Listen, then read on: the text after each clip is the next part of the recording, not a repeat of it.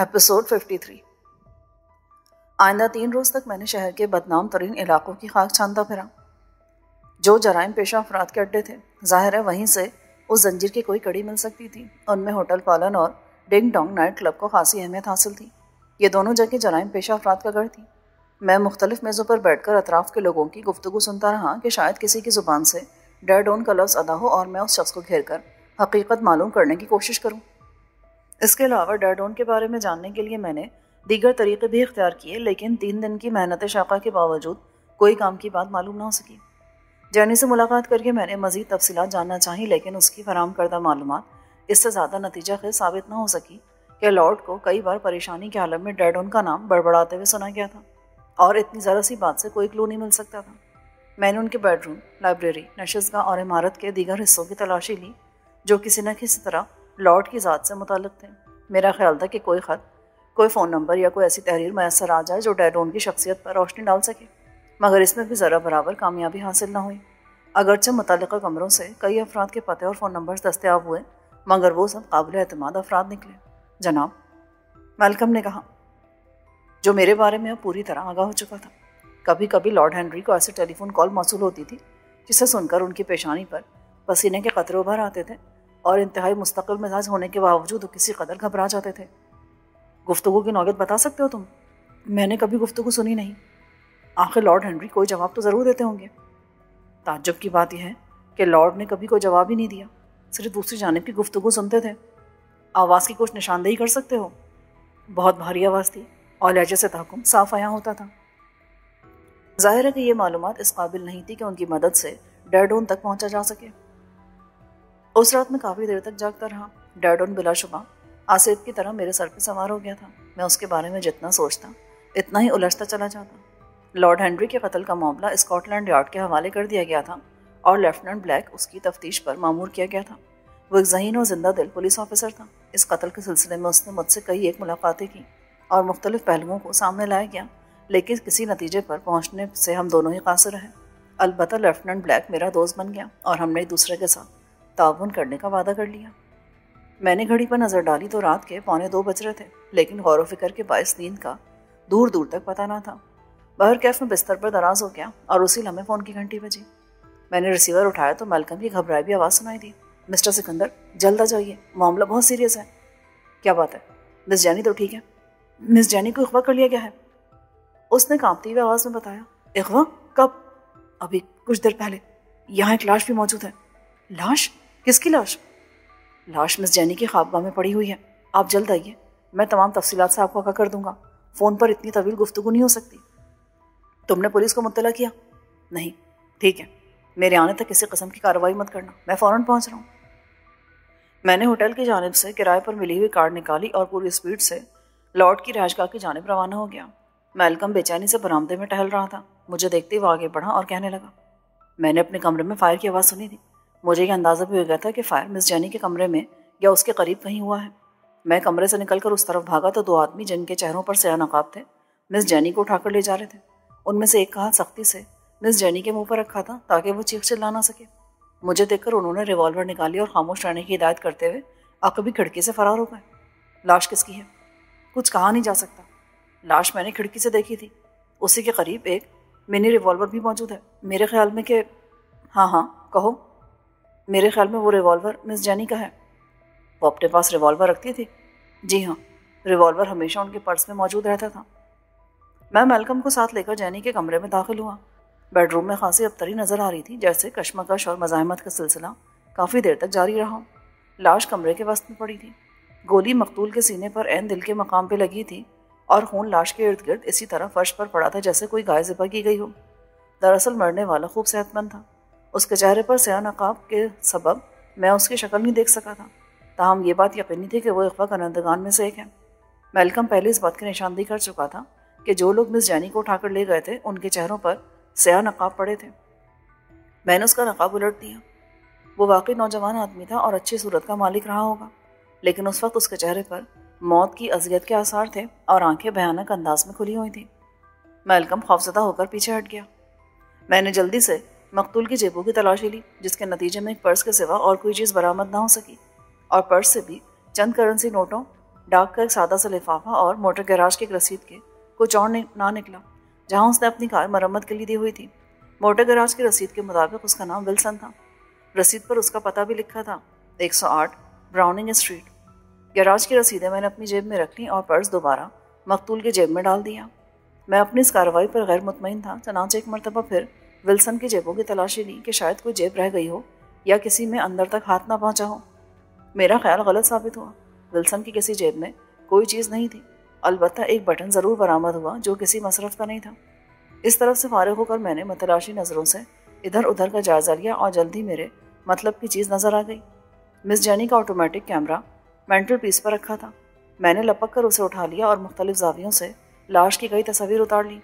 Film نکال کر میں نے جیب میں ڈالی اور کیمرہ دوبارہ اسی جگہ پر رکھ دیا۔ میلکم حیرت سے میری کارروائی دیکھ رہا تھا۔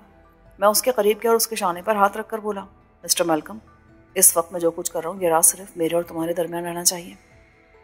وہ سیدھا سادہ اور ڈرپوک قسم کا آدمی تھا۔ اس نے پھٹی پھٹی نظروں سے اس بات میں سر ہلا دیا۔ میں فون کی طرف بڑھا اور پولیس اسٹیشن کے نمبر ڈائل کرنے لگا۔ میں سوچ رہا تھا کہ اگر اس وقت لیفٹیننٹ بلیک مل جائے تو بہت اچھا ہو۔ وہ تمام حالات سے واقف تھا اور معاملے کی نوعیت کو بہتر طور پر سمجھ سکتا تھا۔ اتفاق سے لیفٹیننٹ بلیک سیٹ پر موجود تھا۔ میں نے اسے جینی کے اغوا کی خبر سنائی تو ریسیور میں تحیر خیز سیٹی کی آواز سنائی دی، اور جب میں نے ایک لاش کی موجودگی کی اطلاع دی تو شاید وہ کرسی سے اٹھ کھڑا ہوا۔ میں بھی پہنچ رہا ہوں، آپ وہیں ٹھہریں۔ اس کے ریسیور سے دور ہوتی آواز سنائی دی اور کرڈل میں ریسیور رکھنے کی آواز کے ساتھ ہی سلسلہ منقطع ہو گیا۔ بلیک 3 پولیس مینوں کے ہمراہ 10 منٹ سے بھی کم مدت میں وہاں پہنچ گیا۔ لاش کہاں ہے؟ اس نے آتے ہی پوچھا۔ میں اسے جینی کے خوابگاہ میں لے گیا۔ اس نے کمرے کی ابتری کا جائزہ لیا، پھر لاش کو دیکھا۔ اس کے بعد فرش پر پڑے ریوالور کی طرف دیکھ کر وہ بولا، اسے گولی ماری گئی ہے۔ قرائن تو یہی کہتے ہیں کہ جینی نے حفاظتی خود اختیاری کے طور پر گولی چلائی اور وہ گولی ان 3 میں سے اس ایک کو لگ گئی جو اسے اغوا کرنے کی غرض سے کمرے میں آئے تھے۔ میرے خیال میں جینی نے بالکل ٹھیک کیا، اسے ایسا ہی کرنا چاہیے تھا۔ ہاں، بلیک نے سر ہلایا، اسے ایسا ہی کرنا چاہیے تھا، مگر اب ایک سوال ذہن میں ابھرتا ہے۔ وہ کیا؟ وہ لوگ اپنے ساتھی کی لاش یہاں کی چھوڑ گئے۔ ظاہر ہے اس صورت میں ان کا سراغ آسانی سے لگایا جا سکتا ہے، ورنہ عام طور پر جرائم پیشہ افراد اپنے ساتھی کی لاش جائے واردات پہ کبھی نہیں چھوڑتے۔ میں نے سوچ کر کہا، ہو سکتا ہے وہ لوگ احتیاط کے طور پر لائٹ آف کرنے کے بعد کمرے میں داخل ہوئے ہوں۔ اسی وقت آہٹ سے جینی کی آنکھ کھل گئی اور خطرے کا احساس کرتے اس نے اندھیرے میں فائر کر دیا، اور مجرموں کو تاریکی میں اس بات کا پتہ نہ چلا ہو کہ ان کا ایک ساتھی مارا جا چکا ہے۔ ایسے وقت میں عموماً بڑی عجلت کا مظاہرہ کیا جاتا ہے، چنانچہ دوسرا فائر کرنے سے قبل ہی انہوں نے جینی پر قابو پا لیا ہوگا اور اسے اٹھا کر تیزی سے کمرے سے نکل گئے ہوں گے۔ اس بات کا احساس انہیں بعد میں ہوا ہوگا کہ ان کا ایک ساتھی کم ہے۔ میں اس مفروضے کی لفظ بلفظ تائید کرتا ہوں۔ بہت ممکن ہے اپنے ساتھی کی لاش حاصل کرنے کی غرض سے وہ دوبارہ اس طرف کا رخ کریں۔ میرے خیال میں وہ ایسی حماقت نہیں کریں گے۔ کیوں؟ ایک مردہ شخص کے لیے 2 زندہ آدمی اپنی جان کو ہلاکت میں نہیں ڈال سکتے۔ وہ ایسا کر سکتے ہیں مسٹر سکندر، کیونکہ اس شخص کی جیبوں سے نکلنے والی اشیاء ہمیں مجرموں کے دروازوں تک پہنچنے میں مدد دے سکتی ہیں۔ یہ کہہ کر وہ لاش کی تلاشی لینے میں مصروف ہو گیا، لیکن جیب سے وہی کچھ برآمد ہوا جس کا میں پہلے ہی جائزہ لے چکا تھا اور اصل چیز اپنے قبضے میں کر چکا تھا۔ لیفٹیننٹ نے مایوسی کے انداز میں سر ہلایا اور لاش کے پاس سے اٹھ کھڑا ہوا۔ اس کی جیب سے ایسی کوئی چیز نہیں نکلی جس سے اغوا کنندگان کی نشاندہی ہو سکے۔ اس کا مطلب یہ کہ وہ لوگ دوبارہ یہاں نہیں آئیں گے۔ ہاں، ہمیں خود ہی انہیں تلاش کرنا ہوگا۔ انہیں اس وقت تک تلاش نہیں کیا جا سکتا تان کہ ڈیڈ اون کی اصلیت کا پتہ نہ چلے۔ یو مین کہ مس جینی کے اغوا کا تعلق لارڈ ہنری کے قتل اور ڈیڈ اون سے ہے؟ اس بات میں کوئی شبہ نہیں ہے، میں نے پورے یقین سے کہا۔ میرا اپنے بھی یہ خیال ہے۔ اس کی شخصیت دن بدن پراسرار بنتی جا رہی ہے، بہرحال ہمیں اس تک پہنچنا ہی ہوگا۔ یہ کہہ کر وہ ایک بار پھر کمرے کا تفصیلی جائزہ لینے لگا۔ بعد ازاں میلکم سے مزید سوال کیے کیونکہ وہ جینی کے اغوا کا عینی شاہد تھا، مگر اس نے کوئی نیا انکشاف نہیں کیا۔ اس کے بعد وہی 90 تولہ طریقہ کار شروع ہو گیا، فوٹوگرافر، فنگر پرنٹس اور پوسٹ مارٹم وغیرہ۔ غرض ابتدائی رپورٹ مرتب کرنے میں صبح ہو گئی۔ مجھے لیفٹیننٹ کے ساتھ مصروف رہنا پڑا، اور جب صبح 9 بجے میں اپنے ہوٹل پہنچا تو خود کو بہت تھکا ہوا محسوس کر رہا تھا۔ میں رات بھر ایک پل کے لیے بھی نہیں سویا تھا اور اس وقت بدن ٹوٹ رہا تھا، مگر میں سونا نہیں چاہتا تھا۔ مجھے جینی کی فکر تھی۔ میں نے اسے پہلے آگاہ کر دیا تھا کہ وہ اپنی رہائش تبدیل کر لے، اس عمارت میں نقصان پہنچ سکتا ہے، اور وہی ہوا۔ اگر وہ میری بات مان لیتی تو اس مصیبت میں نہ پھنستی۔ غرض میرے لیے یک نہ شد دوشت والا معاملہ ہو گیا تھا۔ ابھی تک ڈیڈ اون کی شخصیت سے پردہ نہیں اٹھا تھا کہ جینی کے اغوا کی واردات ہو گئی۔ اس کے ساتھ ہی مجھ پر دوہری ذمہ داری عائد ہو گئی۔ اس بات کو میں نے حتمی سمجھ لیا تھا کہ ڈیڈون کی حقیقت کا علم ہو گیا تو جینی کی بازیابی خود بخود عمل میں آ جائے گی۔ دونوں وارداتیں ایک ہی سلسلے کی 2 کڑیاں تھیں اور کڑی مجھے مل گئی تھی۔ مقتول ولسن کی جیب سے برآمد ہونے والے موٹر گیراج کی رسید پر اس کا مکمل پتہ درج تھا اور میں نے اس کے مکان کی تلاشی لینے کا فیصلہ کر لیا تھا۔ مجھے یقین تھا کہ وہاں سے کچھ مزید کڑیاں دستیاب ہوں گی، کوئی ایسی چیز ہاتھ لگے گی جو ڈیڈ ان کی شخصیت کو اجاگر کر سکے۔ رات کے 10 بجے ولسن کی رہائش گاہ پر جانے کے لیے میں ہوٹل سے نکل آیا۔ براؤننگ اسٹریٹ کا علاقہ ویسٹ اینڈ ہوٹل سے تقریباً 1.5 کلومیٹر کے فاصلے پر تھا، چنانچہ میں پیدل ہی چل پڑا۔ ریوالور میری جیب میں تھا اور تار کے 2 عدد ٹکڑے بھی۔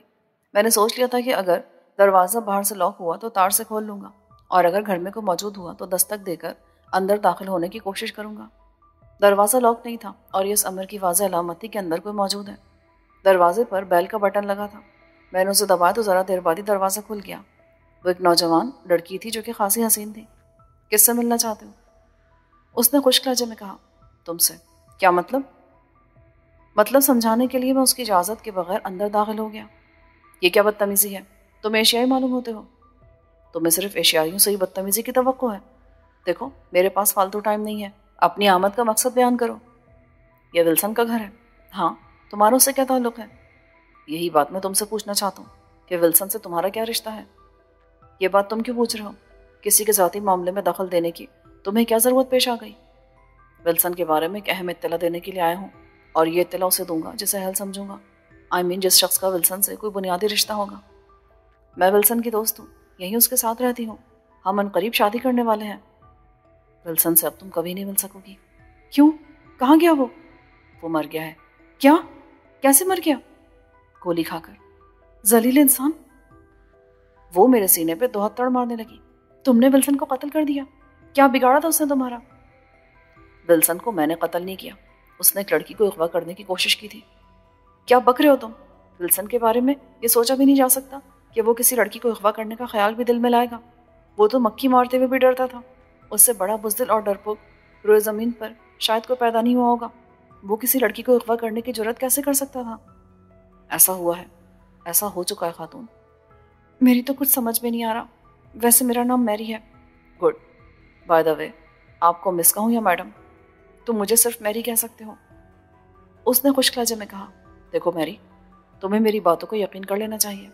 ولسن میرا دوست تو نہیں تھا، البتہ کچھ تعلق ضرور تھا، اور اسی تعلق کے بنا پر میں تمہیں یہ ناخوشگوار واقعے کی اطلاع دینے چلا آیا ہوں۔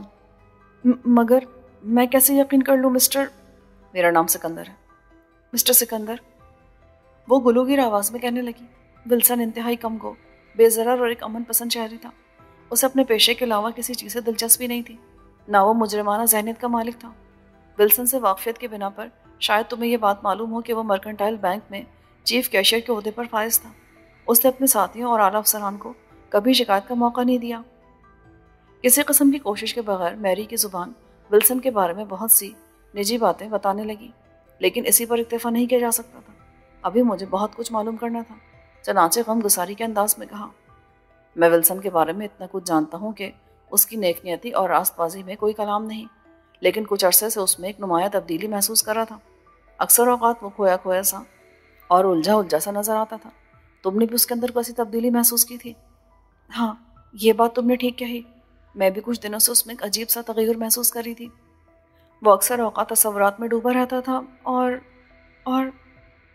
تم کچھ کہنا چاہ رہی تھی؟ کچھ دنوں سے کبھی کبھار وہ رات کو غائب رہنے لگا تھا، جبکہ اس سے پہلے وہ ٹھیک وقت پر بینک جاتا اور ٹھیک وقت پر واپس آتا تھا۔ تم نے اس سے وجہ نہیں پوچھی؟ میں نے پوچھی تھی۔ پھر کیا بتایا اس نے ہمیشہ یہی جواب دیا کہ کام کی زیادتی کے سبب بینک میں دیر ہو جاتی ہے، چنانچہ وہ وہیں سو جاتا ہے۔ میری کی یہ بات میرے دل کو نہیں لگی۔ ظاہر ہے اس نے جھوٹ بولا تھا، اصل بات چھپا گیا تھا، راتیں کہیں اور گزارتا تھا۔ میرے لیے یہ بات غور طلب تھی، آخر وہ اپنی راتیں کہاں گزارتا تھا، کن لوگوں کے چنگل میں پھنس گیا تھا؟ آخری بار وہ کب رات کو گھر سے باہر رہا تھا؟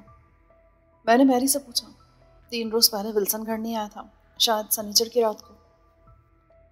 دیکھو میری، میں نے اپنائیت سے بھرپور لہجے میں کہا، ولسن کسی حد تک میرے حلقہ احباب میں شامل تھا۔ اس کی ناگہانی موت کا مجھے بہت دکھ ہوا ہے اور میں سے اپنی ذمہ داری سمجھتا ہوں کہ اس کے قاتلوں کو کیفر کردار تک پہنچاؤں۔ ذرا سوچ کر بتاؤ، تم نے کبھی اس کی زبان سے ڈیڈ اون کا نام سنا تھا؟ ڈیڈ اون؟ ہاں، یاد آیا، 2-1 دفعہ کسی سے فون پر گفتگو کرتے ہوئے اس نے یہ نام لیا تھا۔ کیا یہ کسی آدمی کا نام ہے؟ ہاں، جہاں تک میرا خیال ہے ولسن کے قتل میں اس شخص کا ہاتھ ہے۔ تم خود سوچو، جس آدمی کا نام اس قدر خوفناک ہو وہ خود کتنا خطرناک ہو سکتا ہے۔ تم ڈیڈون کے بارے میں کچھ جانتے ہو؟ بالکل نہیں۔ پھر تمہیں ڈیڈون کے بارے میں کیسے علم ہوا؟ ایک دوست کے ذریعے۔ اس نے بتایا تھا کہ ڈیڈون اپنے نام کی طرح موت کی علامت ہے۔ اسے بھی نہیں معلوم کہ ڈیڈون کون ہے اور کہاں رہتا ہے۔ اس نے بھی اپنے ایک دوست سے یہ بات سنی تھی۔ بہرحال اگر تم اجازت دو تو میں ولسن کے ذاتی سامان کا ایک نظر جائزہ لینا چاہتا ہوں۔ ہو سکتا ہے کوئی ایسی چیز مل جائے جو ڈیڈون کی شخصیت پر روشنی ڈال سکے۔ میری مجھ سے کافی متاثر ہو گئی تھی۔ اس نے فوراً آمادگی کا اظہار کیا اور مجھے خوابگاہ میں لے گئی۔ میں نے ولسن کی ایک ایک چیز کا جائزہ لیا، سیف، الماریاں اور میزوں کی درازیں کھنگال ڈالی، دیگر جگہ بھی چیک کی، مگر ایسی کوئی چیز دستیاب نہ ہوئی جس کا تعلق کسی نہ کسی طور ڈیڈون سے ہوتا۔ دفتن مجھے ولسن کی ایک پینٹ نظر آ گئی جو غالباً اس نے گزشتہ روز اتاری تھی، اور میں یوں ہی کسی ارادے اور کسی مقصد کے بغیر اس کی جیبیں ٹٹولنے لگا۔ تمام جیبیں خالی تھی، البتہ ہپ پاکٹ سے موٹے کاغذ کا ایک ٹکڑا برآمد ہوا۔ وہ سادہ نہیں تھا اور اس پر جو تحریر تھی وہ میرے لیے انتہائی تجسس کا باعث تھی۔ یقیناً وہ کوڈ ورڈز تھے اور ان کا تعلق کسی شبہ کے بغیر ڈیڈ اون سے تھا۔ وہ ٹائپ کیے ہوئے الفاظ تھے۔ کھلی کھلی جگہ میں لکھا تھا DO شمالی گرجا 3/23۔ میری اس وقت کسی اور جانب دیکھ رہی تھی اور میں وہ کاغذ اس کے علم میں نہیں لانا چاہتا تھا، چنانچہ جلدی سے جیب میں رکھ لیا۔ اب میرا وہاں ٹھہرنا بے مقصد تھا۔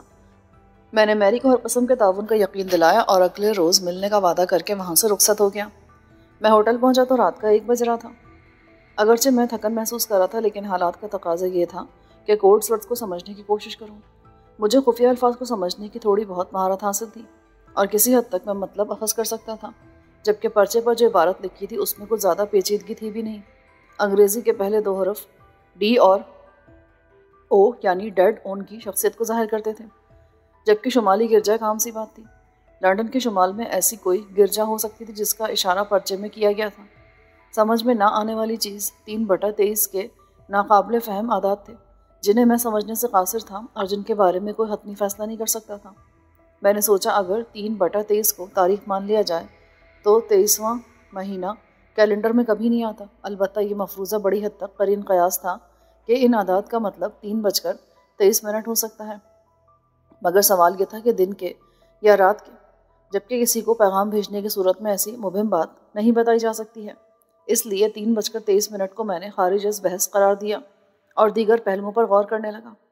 یہ بات بھی ذہن میں رکھی کہ 3/23 میں کسی ایک امر کی وضاحت نہیں کی گئی بلکہ علیحدہ علیحدہ 2 جانب اشارہ کیا گیا ہے، گویا 3 کا مفہوم الگ ہے اور 23 کا الگ۔ دفتن ایک خیال بجلی کی صورت کے ساتھ میرے ذہن میں آیا۔ میں نے سوچا 3 کے عدد کا مطلب 3 تاریخ ہو سکتا ہے، اور چونکہ 23واں مہینہ نہیں ہوتا اس لیے 23 کے ہندسے کو رات کے 11 بجے کے لیے استعمال کیا گیا ہے۔ اس اعتبار سے پوری عبارت کا مفہوم کچھ اس طرح ہو گیا کہ رات 11 بجے شمالی گرجا میں ڈیڈ اون کے پاس پہنچا تھا۔ ظاہر ہے یہ پیغام ولسن کے لیے تھا، اسی کو وہاں پہنچنے کی ہدایت کی گئی تھی۔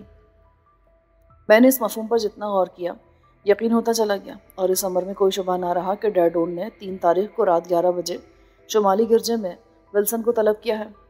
میری نظر میں اس عبارت کا اس کے علاوہ اور کوئی مفہوم نہیں نکل سکتا تھا، مگر ولسن مر چکا تھا، اسے یہ پیغام کبھی نہیں مل سکتا تھا۔ چنانچہ ولسن کی جگہ میں نے وہاں جانے کا فیصلہ کر لیا۔ میں ولسن کا میک اپ بھی کر سکتا تھا کیونکہ میں نے اس کی کئی تصاویر اتار لی تھی۔ اس کے علاوہ میری سے بھی اس کی تصویر مل سکتی تھی۔ بہرحال یہ فیصلہ بعد میں بھی کیا جا سکتا تھا کہ میں ولسن کے میک اپ میں وہاں پہنچوں یا خفیہ طور پر جا کر حالات کا پتہ چلاؤں۔ اہم بات یہ تھی کہ آیا لندن کے شمال میں کوئی گرجا موجود ہے، اور اگر موجود ہے تو ڈیڈ اون سے اس کا کیا تعلق ہے۔ گرجا کے بارے میں میلکم سے معلومات حاصل ہو سکتی تھی اور میری بھی اس سلسلے میں بتا سکتی تھی۔ بہرنوں میں نے میلکم سے ملاقات کرنا مناسب سمجھا کہ وہ میری کے مقابلے میں زیادہ قابل اعتماد تھا۔ اس کے علاوہ میں نے مرکنٹائل بینک کے کسی اعلیٰ افسر سے ملنے کا فیصلہ بھی کر لیا تاکہ ولسن کے بارے میں مزید معلومات حاصل ہو سکیں۔ یہ دونوں امور مجھے کل ہی انجام دینا تھے کیونکہ گھڑی کے ڈائل پر 2 تاریخ واضح دکھائی دے رہی تھی، جبکہ 3 تاریخ کو رات 11 بجے شمالی گرجا میں پہنچنا تھا۔ شمالی گرجا کا سن کر میلکم کے چہرے پر خوف کے آثار نمایاں ہو گئے۔ وہ کچھ دیر پلکیں جھپکا جھپکا کر میری طرف دیکھتا رہا، پھر سینے پر صلیب کا نشان بنا کر بولا، مسٹر سکندر، وہ بہت قدیم گرجا ہے، اس کی عمارت اب کھنڈر بن چکی ہے اور اب وہ بدروؤں کا مسکن ہے۔ اس طرف کوئی نہیں جاتا؟ تم بھوت پریت کے بہت زیادہ قائل معلوم ہوتے ہو، اور تمہیں اس بات کا یقین کر لینا چاہیے کہ دنیا میں ایسی کسی چیز کا وجود نہیں ہے۔ میں آپ کی رائے سے اتفاق نہیں کرتا۔ وہ کسی قدر سہم کر بولا، بلکہ آپ اس بات کا یقین کر لیجئے کہ قدیم گرجا کی وہ عمارت آصف زدہ ہے۔ رات کو وہاں عجیب عجیب تماشے ہوتے ہیں۔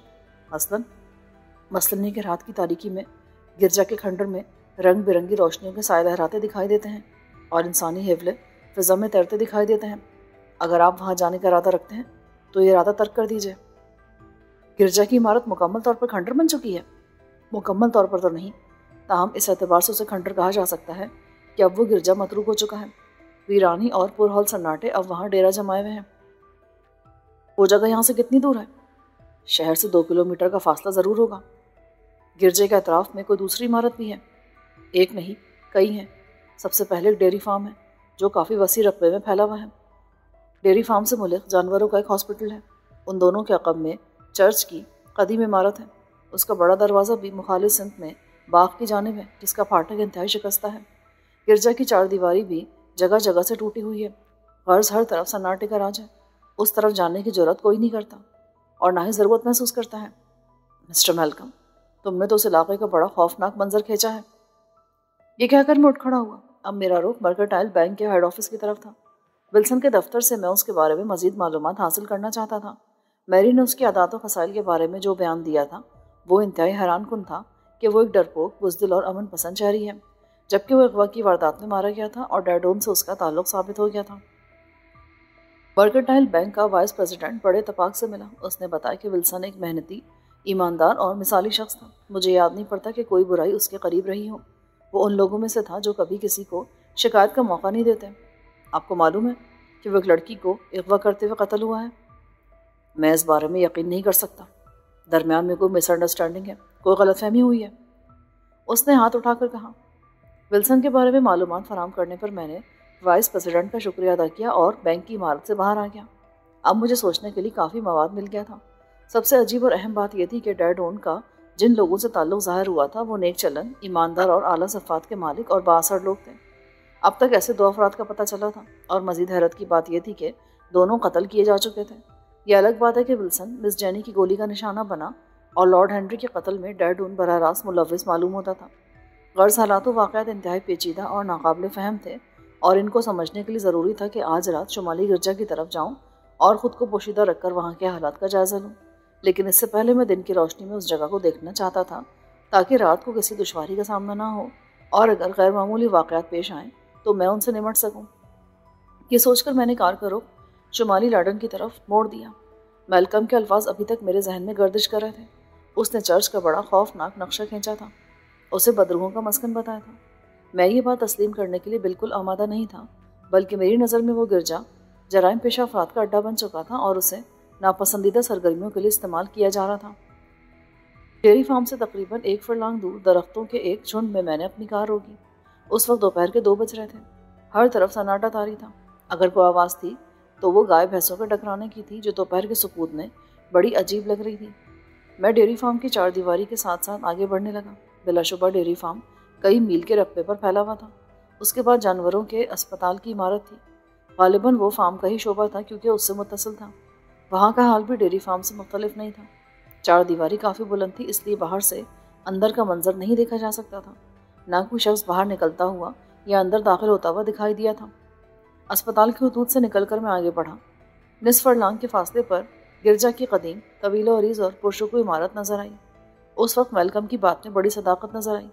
بلا شبہ گرجا کے در و دیوار سے وحشت ٹپک رہی تھی۔ ویرانی اور سناٹے کا یہ عالم تھا کہ گویا وقت اپنی جگہ ٹھہر گیا ہو۔ گرجا کی دوسری طرف باغ تھا اور میلکم کے بیان کے مطابق اس طرف چرچ کا دروازہ تھا۔ میں رکے بغیر باغ کی طرف بڑھتا چلا گیا۔ گرجا کے دروازے پر پھاٹک موجود تھا، لیکن امتداد زمانہ کے ہاتھوں گل سڑ کر اپنا بیشتر وجود کھو چکا تھا۔ میں نے ایک نظر اطراف کا جائزہ لیا، پھر پھاٹک کے اندر داخل ہو گیا۔ پھاٹک سے گرجا کی مرکزی عمارت تک ایک وسیع میدان تھا جس میں چاروں طرف اونچی گھاس اور خاردار جھاڑیاں اگی ہوئی تھیں۔ بظاہر یہی لگتا تھا کہ ہزاروں برس سے انسانی قدم اس جگہ سے ناشنا رہے ہیں۔ میں نے اپنی جیب میں ریوالور کی موجودگی کو محسوس کیا اور آہستہ آہستہ قدم بڑھاتا ہوا گرجا کی عمارت کی طرف بڑھنے لگا۔ راستے میں جگہ جگہ خوفناک سانپوں نے میرا راستہ روکنے کی کوشش کی، مگر میں کترا کر نکل گیا۔ لمبے لمبے سانپ اس طرح جھاڑیوں سے نکل کر سامنے آ جاتے جیسے واقعی بدرو ہوں، تاہم کسی نے مجھ پر حملہ کرنے کی کوشش نہیں کی۔ میرے آگے بڑھتے وہ جھاڑیوں میں رینگ گئے۔ حشرات الارض سے بھرا میدان عبور کر کے میں گرجا کے وسیع برآمدے میں پہنچا، جس کے چوڑے اور اونچے ستون اپنی عظمت رفتہ کی داستان سناتے ہوئے محسوس ہو رہے تھے۔ اگرچہ رنگ و روغن مان پڑ گیا تھا، دیواروں پر کائی اور گرد و غبار کی تہہ جمی ہوئی تھی، تاہم اس عظیم و شان عمارت کی سطوت اور دبدبہ ابھی باقی تھا۔ اگرچہ میں خود کو انتہائی دلیر تصور کرتا تھا، لیکن اس وقت اس اجاڑ اور سنسان گرجے میں داخل ہوتے ہوئے میرا دل دھڑک رہا تھا۔ ہر طرف ایک ہو کا عالم طاری تھا اور اندر داخل ہوتے ہوئے ہچکچاہٹ محسوس ہو رہی تھی۔ بہرکیف یہ وقتی تاثر تھا۔ میں نے جلدی اپنی حالت پر قابو پا لیا اور مختصر سیڑھیاں عبور کر کے برآمدے میں پہنچ گیا۔ گرجے کا یہ حصہ بالکل ٹھیک تھا۔ برابر برابر بے شمار دروازے تھے جو منقش اور خوبصورت اور جن کے اوپر محراب اور روشن دان لگے ہوئے تھے۔ میں نے چند کمروں کو کھول کر دیکھا۔ اندر کسی قسم کا سامان نہیں تھا۔ ہر طرف وحشت اور ویرانی کا راج تھا اور سیلن کی عجیب سی بو محسوس ہو رہی تھی۔ چند کمروں سے گزر کر میں ایک بڑے ہال میں پہنچا جو یقیناً عبادت گاہ کے طور پر استعمال ہوتا ہوگا۔ ہر چند کی عمارت میں کوئی متنفس موجود نہیں تھا۔ معمولی سی آہٹ بھی سنائی نہیں دے رہی تھی، اور جیسا کہ میں پہلے بتا چکا ہوں کہ عمارت کی ظاہری حالت سے یہ لگتا تھا گویا سینکڑوں برس سے اس عمارت میں کسی نے قدم نہیں رکھا۔ لیکن تعجب کی بات یہ تھی کہ عبادت گاہ کے وسیع ہال میں کرسیاں قرینے سے رکھی ہوئی تھیں۔ ان پہ گرد و غبار تھا، نہ شکستہ حالی نظر آ رہی تھی۔ شینشین پر پادری کی اونچی پشت گاہ والی مرصع کرسی بھی صاف و شفاف تھی، اور یوں لگتا تھا جیسے ابھی ابھی کوئی اٹھ کر گیا ہے اور ایک عبادت گاہ باقاعدہ استعمال ہوتی ہے۔ یہ امر میرے لیے انتہائی تحیر خیز تھا، اور ابھی میں اس مسئلے پر غور کر ہی رہا تھا کہ یکایک اچھل پڑا۔ میرے چونکنے کی وجہ یہ تھی کہ اوپر کی جانب سے عجیب سی آواز آئی تھی، جیسے کسی نے پوری قوت سے فرش پر پیر مارا ہو۔ میں نے ہال میں ارد گرد نظر ڈالی۔ دوسرے لمحے عقبی حصے میں اوپر کی جانب جاتی ہوئی سیڑھیاں نظر آ گئیں۔ اگرچہ عمارت کا پورا ہال سناٹا روح کی گہرائیوں میں اترتا محسوس ہو رہا تھا، لیکن مجھ جیسے متجسس آدمی کے لیے یہ ممکن نہیں تھا کہ اوپر کا حال معلوم کیے بغیر واپس چلا جاؤں۔ چنانچہ میں زینے کی طرف بڑھا اور بہت آہستہ آہستہ آواز پیدا کیے بغیر سیڑھیاں طے کرنے لگا۔ اس مقصد کے لیے میں نے اپنے جوتے اتار کر بغل میں داب لیے تھے، تاکہ اگر میری سماعت نے دھوکہ نہیں دیا اور اوپر واقعی کوئی موجود ہے تو وہ ہوشیار نہ ہو جائے۔ اس صورت میں وہ فرار بھی ہو سکتا تھا اور مجھ پر حملہ کرنے کی غرض سے کہیں روپوش بھی ہو سکتا تھا۔ سیڑھیاں عبور کر کے میں ایک بڑے کمرے میں پہنچ گیا جو صاف ستھرا ضرور تھا لیکن بالکل خالی تھا۔ کمرے کی عقبی دیوار میں کافی اونچائی تک جالیاں لگی ہوئی تھیں۔ چھت سے ایک بہت بڑا فانوس لٹک رہا تھا اور دیواروں پر عجیب و غریب تصاویر بنی ہوئی تھی، جنہیں انسانی کہا جا سکتا تھا نہ حیوانی، بلکہ دونوں خصوصیات کا وہ ایک ایسا امتزاج تھا جو اس سے پہلے میری نظر سے کبھی نہیں گزرا۔ میں آہستہ آہستہ ٹہلتا ہوا جالیوں کے قریب چلا گیا اور دوسرے لمحے چونک پڑا۔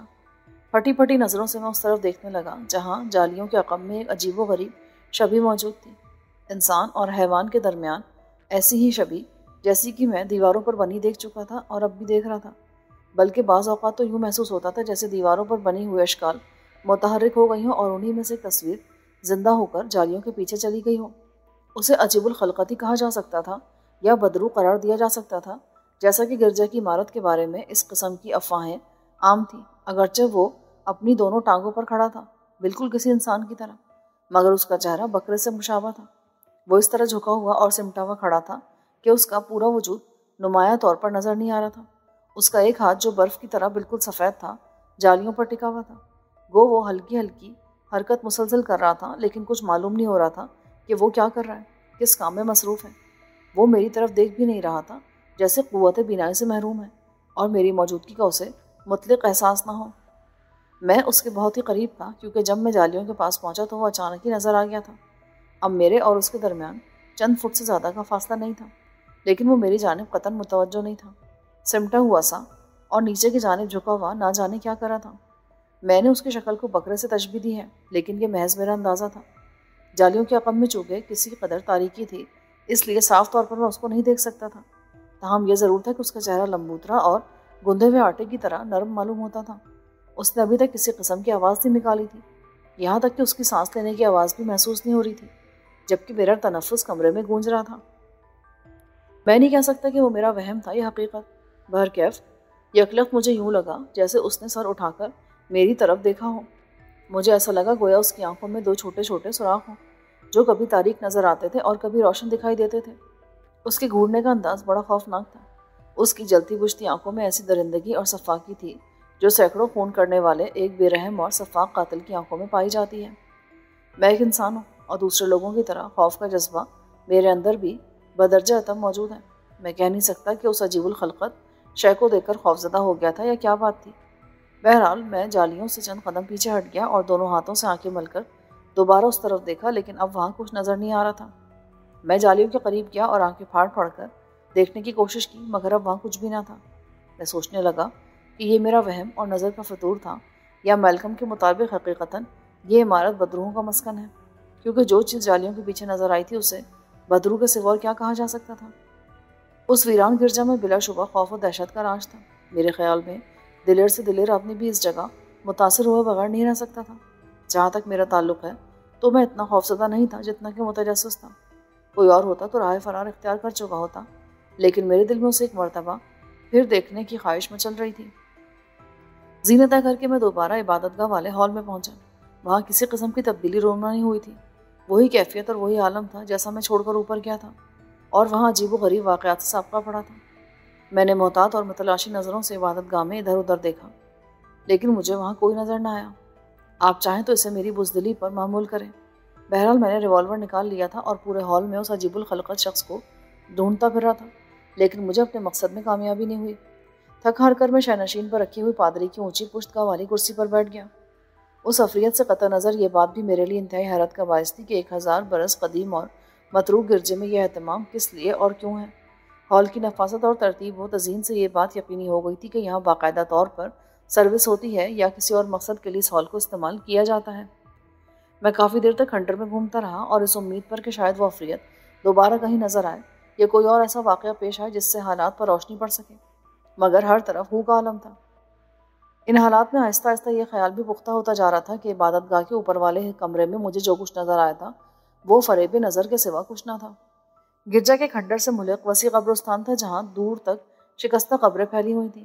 خاردار جھاڑیوں کا ایک جنگل نظر آ رہا تھا اور ایک عجیب وحشت ناک منظر تھا جیسا کہ عموماً قبرستانوں کا ہوتا ہے۔